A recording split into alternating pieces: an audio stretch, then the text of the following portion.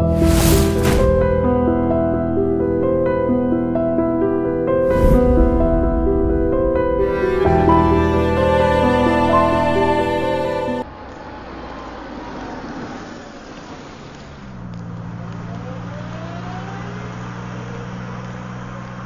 Sir, రావు గారు గుర్తుపట్టారా? నేను శుక్లా. గుర్తుంది. మీ హోటల్లోనే కదా ఆ రోజు అమ్మాయిని అనవసరంగా తిట్టాను. మీరు తిట్టారు, వెళ్ళిపోయారు. కానీ ఆ అమ్మాయి జీవితం నాశనం చేశారు. ఏమైంది? ఆ అమ్మాయి పాడటం మానేసిందండి. మీరనేది మీ హోటల్లో పాడడం మానేసింది? అసలు పాడటమే మానేసింది. గొప్ప స్టారం చేద్దాం అనుకున్నాను, మంచి భవిష్యత్తు ఉండేది. ఎనీహౌ రావు గారు, నా ఆఫర్ ఇంకా అలాగే ఉంది. శ్రేయ లేకపోతే ఇంకెవరినైనా తీసుకొస్తా. మీరు ఓకే అంటే మీరు ఎక్స్పెక్ట్ చేయలేనంత డబ్బిస్తాను. శాస్త్రి గారు, అయ్యా, మీకు తెలుసుగా నేను ఎక్కడుంటాను. అయ్యా వస్తాను. అయ్యా అయ్యా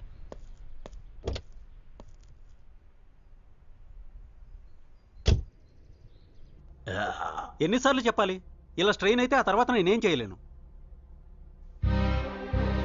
ఇమ్మీడియట్గా ఆయన అడ్మిట్ చేయండి. బట్టలు తెచ్చేసాను, డబ్బులే కాస్త ఒక వారం రోజులు ఓపిక పట్టండి. వారం కాకపోతే నెల తర్వాత ఇవ్వండి. డబ్బులు ఎవరు అడిగారు మిమ్మల్ని? నర్స్, అర్జెంటుగా రూమ్ అరేంజ్ చేయండి. నేను చెప్పింది వారం తర్వాత జాయిన్ అవుతానని.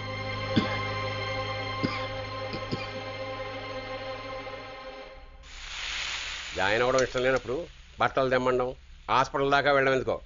ఆటో డబ్బులు దండగా. శ్రేయ చెన్నై ఆడిషన్ శనివారమే కదా? హాస్పిటల్కి ఆడిషన్కి ఏమిటి? ఎవరిని సాధిద్దామని మొండితనం?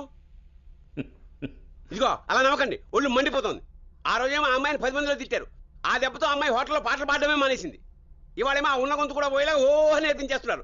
నాకేం అర్థం కావట్లేదు. మరి ఇలా ఇవ్వండి, నేను తరుక్కోగలను. నాకు అర్థమైంది. హరిప్రసాద్ చౌరసియా గురించి చెప్పాను.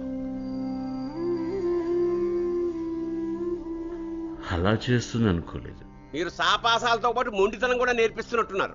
అది మొండితనం కాదు, పట్టుదల శాస్త్రి. ఆ పట్టుదల, లక్ష్యం, వాటి ముందు రేపో మాపో పోయే నా ప్రాణాలందు చెప్పు. అలాగని మిమ్మల్ని మీరు ఇలాగా? శ్రేయ సాధించాలి, నేనే గెలిపిస్తాను. నేను సాధించలేనిది శ్రేయకైనా దొరకాలి. ఇన్నేళ్లుగా నాతో ఉన్నావు, నువ్వు కూడా డాక్టర్లా మాట్లాడితే ఎలా? ఒక్క వారం, ఆ తర్వాత నువ్వేం చెప్తే అది చేస్తా. కానీ అప్పటికి తెలుసు, టైం లేదు. శ్రేయను నా దగ్గరికి పంపి ఆ భగవంతుడు నాకు ఇంకో అవకాశం ఇచ్చాడు, ఆఖరి అవకాశం.